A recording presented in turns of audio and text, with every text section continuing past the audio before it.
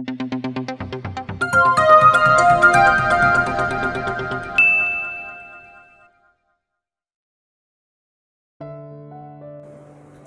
pa naghihintay si Sandro sa tawag ni Brandon, ngunit hanggang ngayon ay wala pa ring balita. Gusto niyang malaman kung taga saan ang babaeng nakasama niya kanina dahil paggising niya ng alas 7 wala na ito. Damn that girl. Walang kaalam-alam sa pakipagtalik pero heto't pinagbayad pa siya ng ₱250,000. And the worst thing is he was really taken by her charm. Huwag mo nang pagaksayahan ng oras, hanapin ang babaeng yun, Zan. Wika ni Brandon kanina sa telepono. She's pretty alright, but girls like her shouldn't be treated seriously. Pera lang ang habol sa'yo ng mga yan, which she refused to believe. Virgin pang isang iyon at walang karanasan kahit sa paghalik, and it turns him on, which is odd. Thinking that he was the one who taught her the art of making love made him proud. At marami pa sana siyang ituturo dito kung hindi lang ito biglang naglaho ngayon. Lizette refused to tell anything about that girl. One night stand lang talagang habol ng babaeng yon. Dagdag pa nito. Nang wala ng balitang natanggap kay Brandon ay nagpasya na si Sandro na maligo dahil may internship pa siya sa St. Luke's. He sighed in frustration. Kahit sa pagligo niya ay naiisip niya ang babae, and thinking of her makes his groin ache and his blood boil 100 degree. Kung bakit ganun ang epekto nito sa kanya hindi niya alam. She could be a witch or something. O baka nagayuma siya. Kagabi lang ay wala siyang balak patulan nito. Pero heto't natatangayan pa siya ng ₱250,000. Pahablot ni Sandrong kinuha ang tuwalya sa rack at mabilis na nagbihes. Naalala niyang wala nga pala si Dr. Sullivan ngayon dahil nasa Amerika pa to. Hindi na siya nagkape at bumaba na sa parking. Pilit na kinakalimutan ang mukha ni Danica.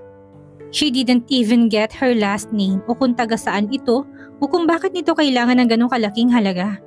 He never ran out of woman in his life. Silang tatlong magkakapatid ay biniyayaan ng Diyos na magagandang katangian, kakisigan, magandang katawan at pera. Though two of his brothers are now happily married with their own beautiful wives. Siya ay malayo pa sa isip ang responsibilidad at pag-aasawa. At hindi pa yata dumadating ang babaeng mapapaibig sa kanya katulad na nangyari sa dalawa niyang kapatid. Noon akala ni Sandro ay in love na siya kay Fatima, isang newcomer sa modeling industry. But he got bored after 3 months of being together. Then he thought he was in love with Rika. But the same thing happened. Hindi niya alam kung paano panatilihin ang spark sa isang pagsasama kapag matagal na ang isang relasyon. He later realized that he doesn't need a long-term relationship. Baka hindi para sa kanyang salitang iyon. He can get in bed any woman he wanted anyway. Good morning, Miss Beth, wika ni Sandra sa sekretarya ni Dr. Sullivan. Bata pa ito at isa sa mga nagpapakita ng interes sa kanya. Maganda rin naman ito pero wala tong epekto sa kanya kahit pahalos lumuwa ng dibdib nito sa suot na masikip na blouse. While Danica turns him on, even the way she ran her fingers through her hair. Dr. Albano? Nagulat pa si Sandro nang mapansing napatulala siya sa kaharap. Inihilamos niyang kamay sa mukha at nilihim na nagmura. That woman. Pumasok siya sa opisina ni Dr. Sullivan at pilit winaglit ang dalaga sa isip. Isinara ni Danica ang pintuan ng apartment nang makuhang kahuli-hulihang gamit doon. Matapos ang halos 1 buwan itong pamamalagi sa ospital ay inuwi niya na ang ina sa Batangas. Para doon tuluyang magpagaling. Hindi niya ito mababantayan dito dahil nag-aaral siya at maghapon siyang wala sa bahay. Halos patapos na rin naman ang pasok ni Danica sa universidad pero balak niya magtrabaho sa fast food chain para kumita kahit papaano. Ang perang kinita niya sa pakipag one night stand niya kay Sandro ay dapat niyang tipirin dahil para yun sa mama niya. Hindi niya gugustuhin bumalik sa ganoong trabaho. She was lucky to have Sandro as her benefactor for a night. Disente naman ito kahit paano. Pero binayaran pa rin siyang maituturing at hindi niya kayang harapin ang mga titig nito pagkatapos ng lahat. Nalaman ni Danica mula kay Lizette na hinahanap siya ni Sandro. Ngunit kabiling-bili na niya sa kaibigan na huwag siyang ituturo kahit ano pang mangyari. Pagdating sa Batangas ay agad ni Danicang kinausap ang inupahan niyang nurse na magbabantay sa ina sa loob ng 6 na buwan habang nagte-therapy ito. Ang bahay nilang iyon sa Batangas ay luma at matagal nang hindi natitirhan mula nang samahan siya ng ina sa Maynila. Bahay pa ito ng lola niya, pero dahil nakapag-asawa ang mga tiyahin niya, nang mayayaman ay walang naiwan doon para tumira. Dahil maliit lang yun at nasa liblib pa. Babalik ka ba kaagad sa Maynila, Danica? Tanong ng ina habang inaayos niya ang gamit nito at inilagay sa tukador. Sa isang araw na ho, maghahanap kasi ako ng trabaho habang walang pasok sa university. Pasensya ka na, dahil sa kalagayan ko ay lalong bumigat ng pasanin mo, anak. Kapag gumaling ako, babawi ako sa'yo. Dati naman ako nagtatrabaho kapag walang pasok, ma. Nakakainip naman kasi sa bahay lang. Katwiran ni Danica. Basta't magpagaling ho kayo, okay na ho sa akin. Hindi na rin naman niya gustong magtrabaho ang ina kahit pa gumaling na ito ng tuluyan. Nasa 50 na rin naman kasi ito. Mas makakabuti ditong hangin ng probinsya. Pagbalik niya sa Quezon City ay sa boarding house ng tuloy niya. Nangihinayang din kasi siya sa buwan ng renta ng bahay nila, dati na 3,500. Ngayong walang hanap buhay ang inay, hindi niya yung kayang bayaran. Nagtungo si Danica sa sariling silid na ipinalinis niya sa isang kamag-anak bago sila umuwi dito. Maliit lang naman ang bahay nilang iyon at 2 lang ang silid. Maliit din ang lupang iyon pero pwede namang mapagtaniman ng mga gulay ng ina kapag naiinip ito. Ipinikit niya ang mga mata at sinubukang matulog. Ilang araw nang gumugulo sa isip niya ang mukha ni Sandro. Kahit ang mga halikataplos nito'y binabalikan niya minsan. Hindi ni Danica akalaing maapektuhan siya ng ganoon. Sunod-sunod na ring sa cellphone niyang nagpagising kay Danica. Tamad na sinagot niya yon habang ang matay nakapikit pa. I've been calling for you half an hour, Danny. Are you still sleeping? Tila pagalit na wika na sa kabilang linya. Si Johnson yon, ang manager sa fast food na pinagtatrabahuhan niya sa halos na 2 taon. Ito ang nagsuhestyon sa kanya na tawagin lang siya sa ganong pangalan kahit pa nasa trabaho sila. It's too early dyan. 2:00 pa lang ang shift ko. That is why I am calling you. Wala si Lydia ngayon at kailangan pumasok ng maaga. Wika nito. Napamura si Danica ng lihim. Masakit pang ulo niya dahil sa paglabas nila kagabi ng mga kaibigan at 2:00 na siyang nakauwi. I can't dyan. Wala pa akong tulog halos. Alam mo, nag-celebrate kami ng mga kaibigan ko. Noong isang araw pa natapos ang graduation ceremony nila. Nagtapos siya ng BS Management. Sa isang araw naman ay uuwi siya ng Batangas para makasama ang ina at doon magse-celebrate. Kahit paano ay unti-unti na silang napapalapit muli sa mga kamag-anak doon at inihintay siya ng mga pinsan niya sa susunod na araw. You know you're a candidate for a management trainee. You need to show good performance, babe. Nilambingan nitong boses saka nagpaalam ang ibaba ang telepono. Napasapu na lang sa noo. Tuwing maririnig ang salitang babe ay si Sandro pumapasok sa isip ni Danica. Why do men call babe when they have their own name? Padabog siyang bumangon sa double deck na nasa kama saka kinuhang tuwalyang nakasabit sa ulunan niya. Kung hindi lang si Johnson ang mismong tumawag sa kanya, hindi talaga siya papasok ng maaga. Ito kasi ang general manager at co-owner ng pinapasukan niyang fast food chain. Sa halos 2 taon niya doon ay mabilis na itong nakagaanan ng loob. It's obvious that he likes her. Madalas itong magpahaging na hindi niya binibigyang pansin. Wala siyang balak makipagrelasyon kanino man. Una ay gusto niyang makapagtapos ng pag-aaral. Pangalawa, hindi pa rin niya makalimutan si Sandro. Gumawa muna si Danica ng matapang na kape para magising ang diwa. 4 silang nangungupahan sa boarding house na yon na lahat ay nag-aaral pa. Maliit lang ang bahay na yon at sa tabi ng kama ay naroon na rin ang mesang kainan at sa kabilang sulok ang lababo at CR. Mabilis siyang naligo saka isinuot ang uniform. Isang sakay lang sa jeep ang layo ng boarding house at pinapasukang trabaho. Ngayong tapos na siya ay pwede na siyang mag-apply bilang manager kaya kailangan din niyang magpakitang gilas sa may-ari. Though Johnson speak highly of her, ayaw naman niya mapagbigyan ng mali siya na kaya siya mapopromote ay dahil may gusto ito sa kanya. Pagdating ni Danica sa workstation ay kaagad namang naging abala sa kabila ng puyat. Naging 12 hours ang duty niya dahil kulang sila sa staff. Ihahatid na kita, wika ni Johnson na tila naghintay talaga sa kanya. Nakasandal ito sa kotse habang nakapamulsa ang kamay. Ang ibang crew ay kanya-kanyang paalam na rin dito. No need, Johns. Hindi naman mahirap sumakay dahil wala nang pasok ang mga estudyante. I just want to drink coffee. Samahan mo ko. Binuksan na nitong passenger side kaya sumakay na siya. Bata pa si Johnson, nasa 35 pa lang.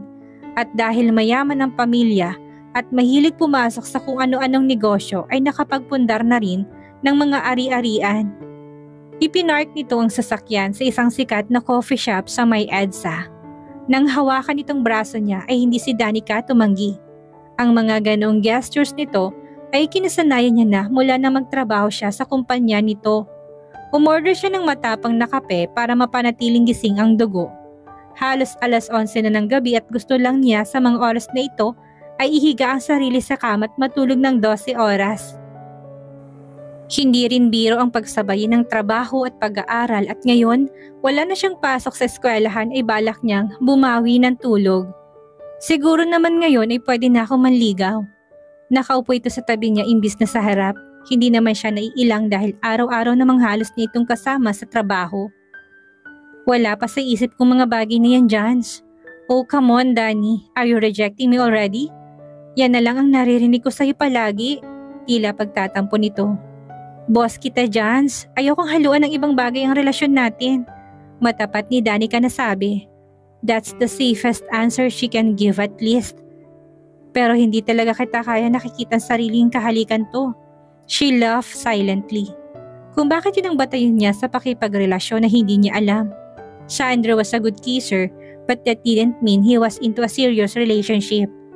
Pero mahirap yata ang makipagrelasyon kung wala kang maramdamang excitement kapag hinalikan ka niya.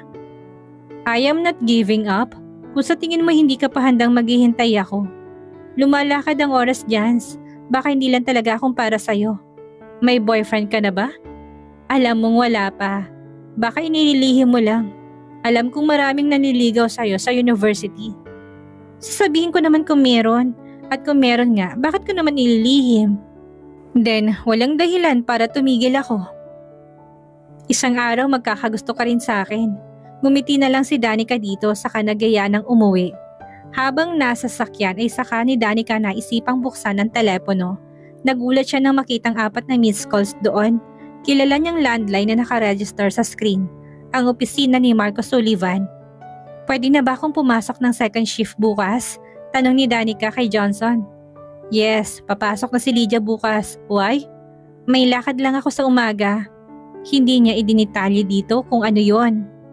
Sa napakatagal na panahon ay pinanatili ni Danica ang sekreto nilang mag-ama kahit pa tinutustusan itong pag-aaral niya at kahit hindi naman ito kilala ni Johnson ay mas pinili niyang huwag na lang ikwento dito o kahit kaninong tungkol sa buhay niya.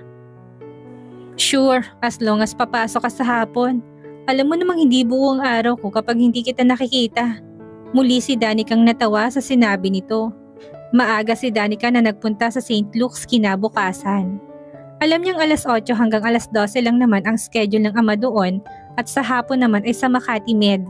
Eksaktong alas 8 ay nandoon na siya ngunit may 2 nang nauna sa pila. Umupo siya sa waiting area at matyagang naghintay.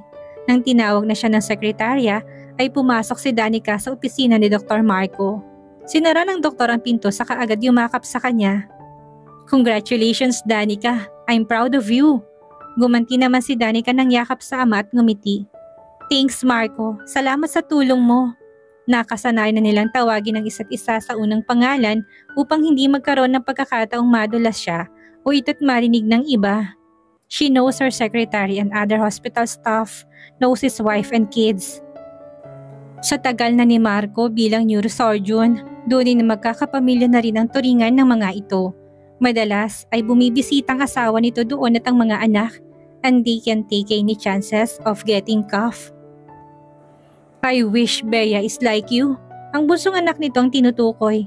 Mas matanda siya sa iyo pero hindi pa rin tapos ng pag-aaral.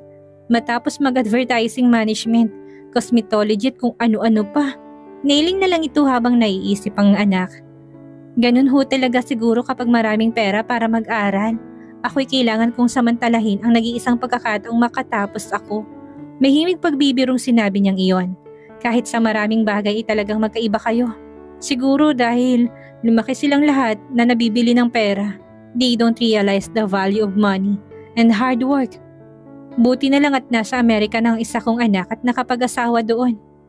Bakit niyo ho nga pala ako pinapunta dito? I want you to work for me. Nagulat si Danica dahil hindi niya yun inaasahan. Buwan-buwan ay dinadalaw niya ito ngunit bilang isang pasyente upang hindi magkaroon ng mga hinalang makakakita sa kanilang dalawa. Matanda na ako, Danica. Malaki ang pagkukulang ko sa iyo at kahit paano gusto kong bumawi. Napagtapos niyo na ho ako. Responsibilidad yun, Dani. Pero bilang amay, hindi tayo magkakilala. I don't even know your favorite food. Kung dito ka magtatrabaho ay mapapalapit tayo sa isa't isa. Sana hindi pa naman huli para maging ama sa'yo. Kung ako ang tatanungin, sapat na sa akin kung anong meron tayo, Marco. Sa maikling panahon ay nakita kong kabutihan mo. At kung bakit napamahal si Mama sa'yo. And I promise to visit you regularly katulad ng dati. I wish to spend more time with you, Danny. Nitong nakarang buwan ay palagi na kami nagtatalo ni Bea sa maraming bagay. Matigas ang ulo ng batang yon at hindi ko na alam kung anong gagawin ko. While you bring sunshine to me, lahat ng bagay sa'yo ay simple lang at lahat ay may kabuluhan. Kapag ganitong edad, hindi mo na nais ang madalas na pagtatalo, lalo sa mahal mo sa buhay.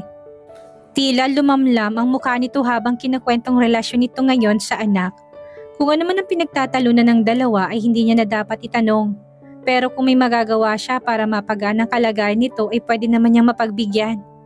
Pero may sekretary na ho kayo. Beth is leaving by the end of the month. Nakahanda ng ticket niya papuntang Canada dahil nandun ang parents niya. It's better if you can start immediately. Magpapaalam pa ho ako sa boss ko. I'll let you know when. Sa labas, kanina pa rin naghihintay si Sandro. Nakadalawang pasyente na siyang pinuntahan sa loob ng ospital at i-discuss niya ito kay Marco. Pero ang sabi ng sekretarya ay nakalakang pinto na nakapagtataka dahil hindi naman ito nagsasara ng opisina kapag may pasyente. Matagal na bang pasyente sa loob? May kalahating oras nang tinignan niya ang relong pambisig at saka nainip na umupo sa receiving chair ng opisina nito. 11:00 na. 2:00 ang flight nila ng pamilya papuntang Malaysia at hindi siya kailangang mahuli. Malayong EDSA Quezon City sa airport at kung traffic pa sa EDSA ay baka maiwanan pa siya. You look impatient, sita ni Beth nang makitang hindi maipintang mukha niya. I am. I have to catch a flight at 2 o'clock at importanteng papakausap ko kay Marco. Maganda at sexy ang kausap niya ngayon, no wonder nakalak ang pinto. Alam ni Sandro kung anong ibig nung sabihin. Marco is over 70 years old, Beth. Don't you think he's too old for that? Isa pa'y hindi niya magagawa kay Belinda yon. Ang asawa nitong tinutukoy ni Sandro. But this one has a different charm.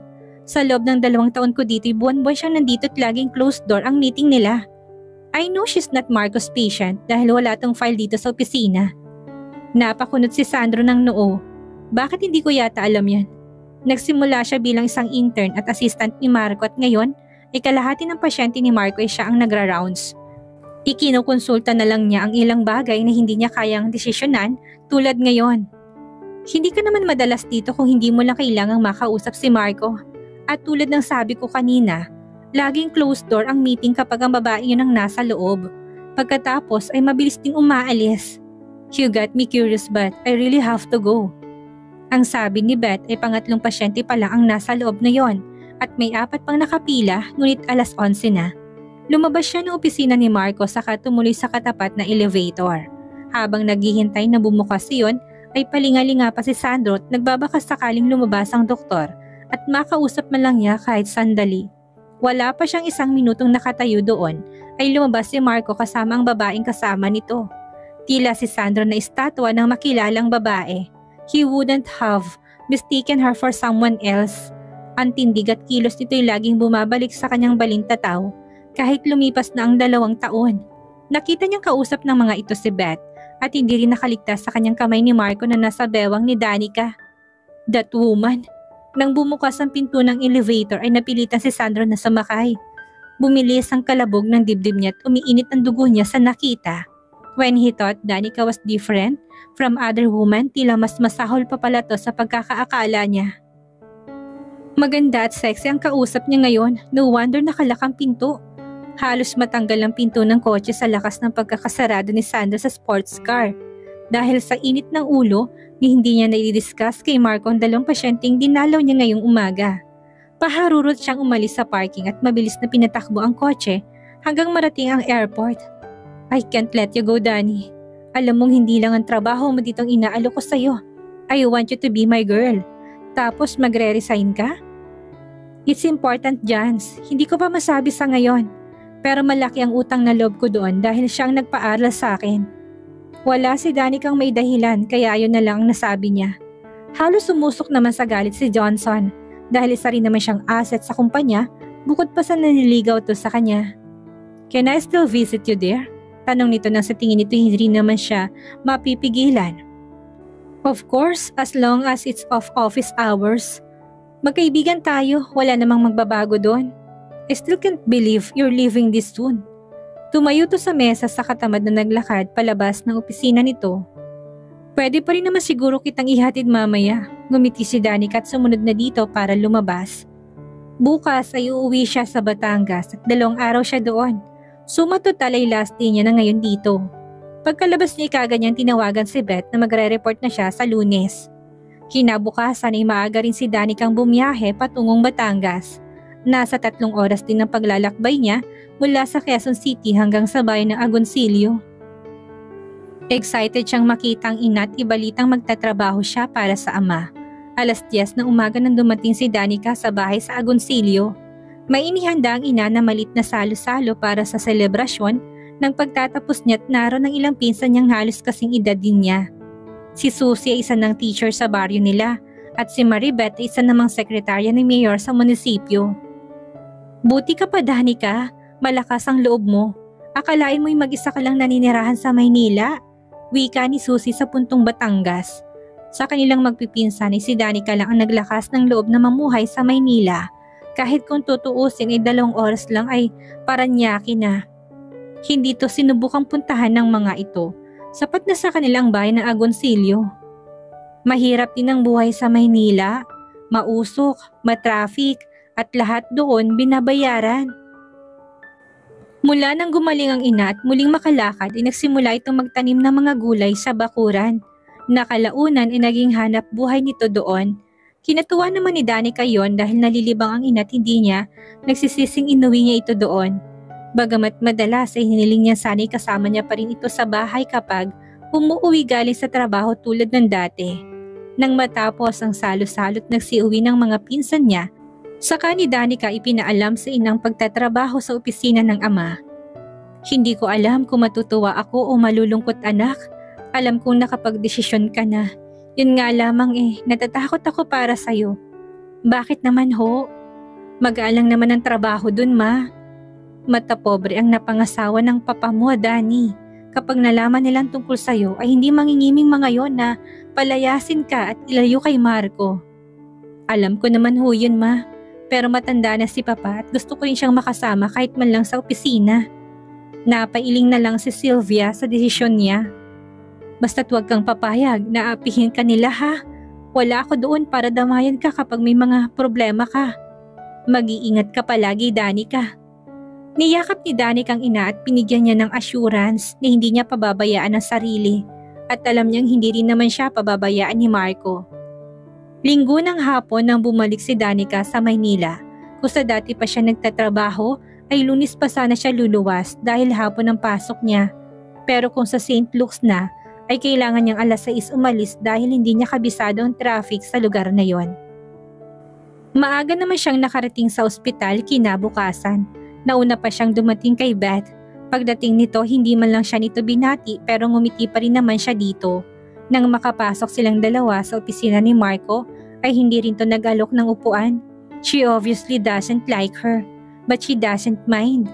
Kung hanggang katapusan na lang ang babaeng ito'y 3 linggo lang siyang magtitiis. She can handle it. Inabot niyang resume dito para sa files niya kung kailanganin pa yon. At syempre hindi niya kailangang ilagay ang pangalan ng ama. Hindi naman yun binasa ni Beth kung hindi nilagay lang sa drawer. Hindi naman araw-araw ang schedule ni Dr. Sullivan dito. Pero kapag wala siya, nariyan si Dr. Albano. Tuwing umaga lang may mga pasyente pero hanggang 5:00 pasok mo. Dahil marami rin ang tumatawag para sa mga inquiries. Formal nitong sabi. Wala pa naman siyang maisip ni itatanong kaya hindi na muna siya nagsalita. Tinuro sa kanyang mga files at iba pang mahahalagang bagay. Alas 8:30 nang dumating si Marco at kagad na humalik sa noo niya. Pagdating na ikinagulat ni Beth. Kahit si Marco ay nabigla dahil nakalimutan nitong nasa labas sila ng mismong opisina nito. Papasukin mo ng unang pasyente, Beth. Utos nito sa sekretarya na kaagad namang tumalima. Matalim ang mga tinging ipinupukol sa kanya ni Beth. Pagdating ng lunch break ay umalis na si Marco at wala si Danicang nakasabay kumain sa kantin ng ospital. Namiss nang bigla ang dating pinagtatrabahuhan. Wala siyang nadamang ganito sa mga kasamahan. Importante sa kanilang pakikisama at respeto sa katrabaho kahit pang iba'y halos hindi pa nakakatapos ng pag-aaral. Tinapos niyang pagkain saka bumalik sa opisina. Sa isang araw pang balik ni Marco, dahil sa Makati Med naman ang schedule nito bukas, ang dapat nasa St. Luke sa Martes at nasa Malaysia pa raw para sa 2 buwang bakasyon. Isinandal ni Danica ang likod sa upuan at pumikit kahit 10 minuto lang. Mas nakakapagod pa yatang pagkakaroon ng kasama sa trabahong katulad ni Beth kaysa sa maghapon niyang paikot-ikot sa kitchen ng fast food chain. Pero wala na siyang magagawa dahil nandito na siya. Isang mahinang katok ang narinig niya at kagad siyang nagmulat ng mata. Isang gwapo at batang doktor ang sumungaw, dala ang isang folder. "Hi, is Dr. Sullivan still here?" Tanong nito. "Umalis na si Dr. Sullivan, Doc Dennis," wika ni Beth mula sa likod ng batang doktor. "Hanggang alas 12 lang ang klinik niya dito." "Oh, hi Beth. May pasyente lang akong i-recommend sa kanya. Can you just give him this?" Inabot nitong dalang folder at si Beth naman ay ngumiti ng napakatamis. Akala ni Danny kay aalis ng doktor ngunit sa halip ay nakipagkilala sa kanya. "I'm Dennis Padua. Nasa kabilang pinto lang ako. I guess you're Dr. Sullivan's new secretary."